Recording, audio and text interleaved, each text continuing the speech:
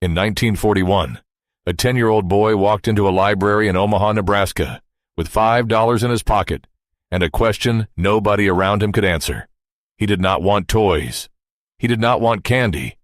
He wanted to understand how money worked, why some people had it and most people did not, why hard work alone never seemed to be enough.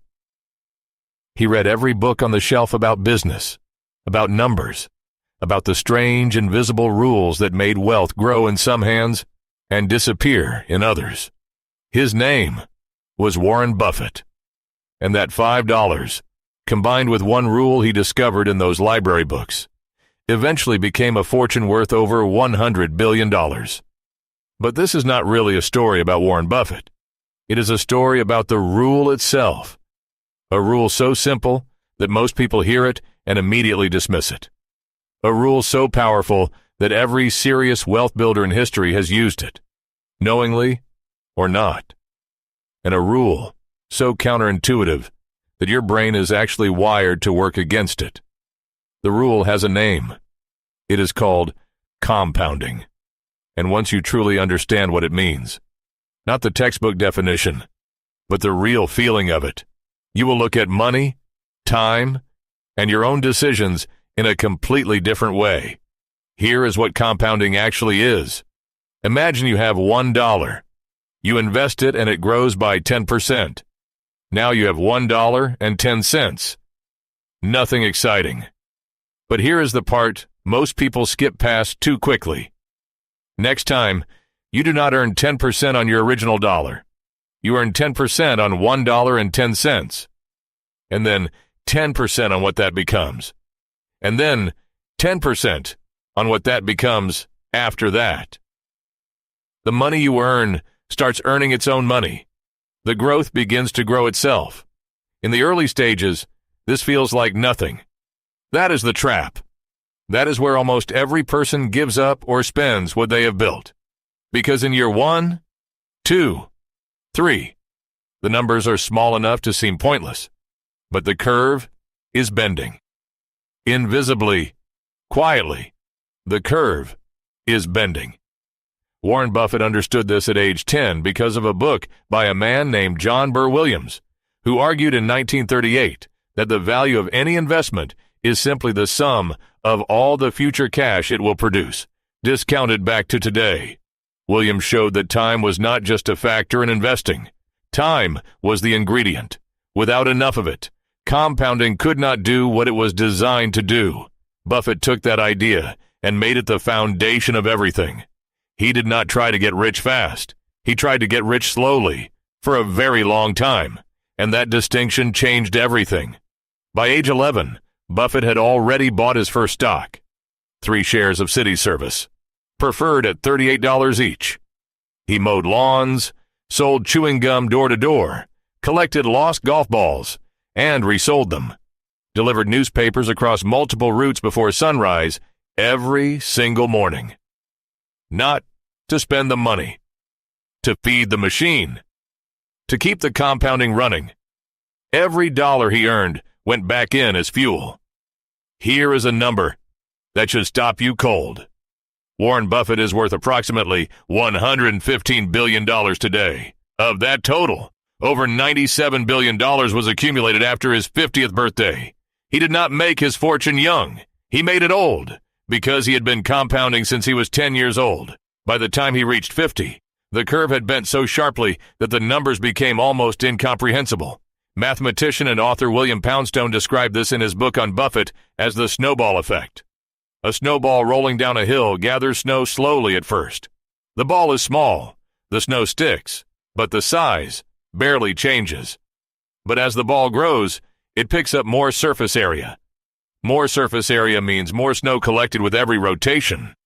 More snow means a larger ball. A larger ball means even more surface area. The growth accelerates not because the hill changed, but because the ball itself changed. Time and consistency did what effort alone never could.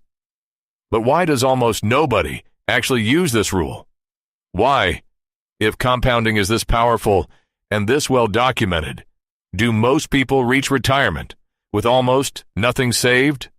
The answer is psychological, and it is brutal. Your brain was not built for compounding. It was built for survival in a world where waiting was dangerous. For most of human history, a person who saw food and decided to wait for more food later was a person who might starve. Immediate reward was not greed. It was logic.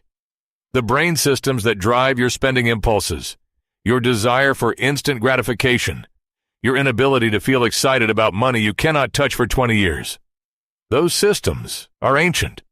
They are powerful. And they are working exactly as designed. Psychologist Walter Mischel proved this with his famous marshmallow experiments at Stanford University in the 1960s. He sat children in a room with a single marshmallow and told them, if you wait 15 minutes without eating it, you will get 2 marshmallows. Some waited. Many did not.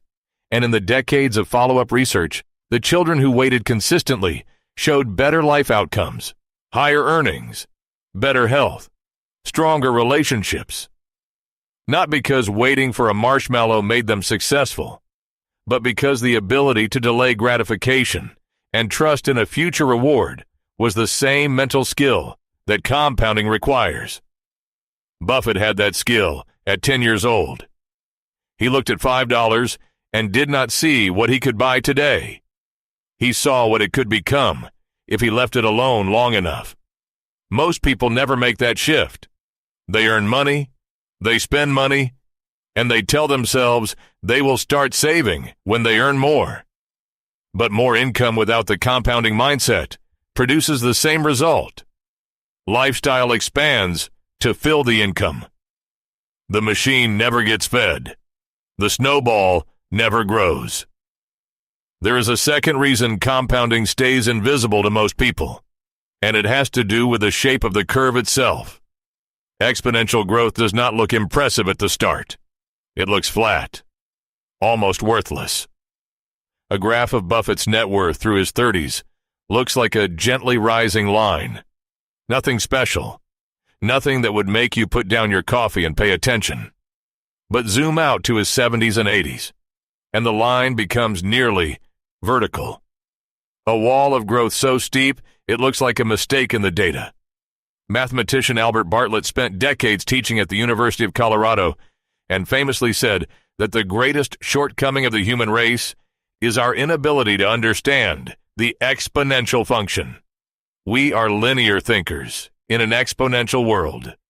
We see 10 years of slow growth and we give up, never knowing that the explosive phase was only a few years away. Buffett never gave up. He never pulled the money out to buy something impressive. He never let short-term thinking interrupt long-term compounding. He described his strategy simply: find good businesses, buy them at fair prices, and then do almost nothing. Do not trade. Do not react. Do not let the noise of the market convince you to interrupt the machine. This is the rule. Not just invest money. Do not interrupt the compounding. Because every time you pull money out, every time you spend what you have built, every time you start over from zero, you are not just losing the money itself. You are losing everything that money would have become.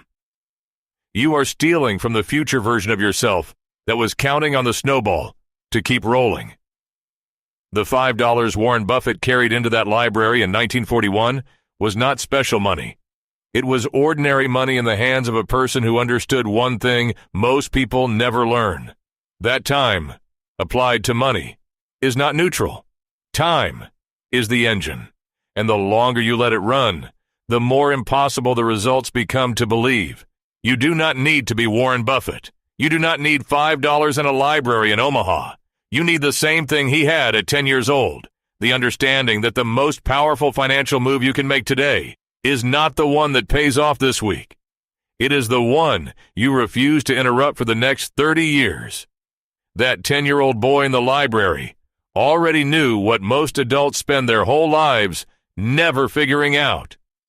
The best time to start the machine was the day you were born. The second best time is right now.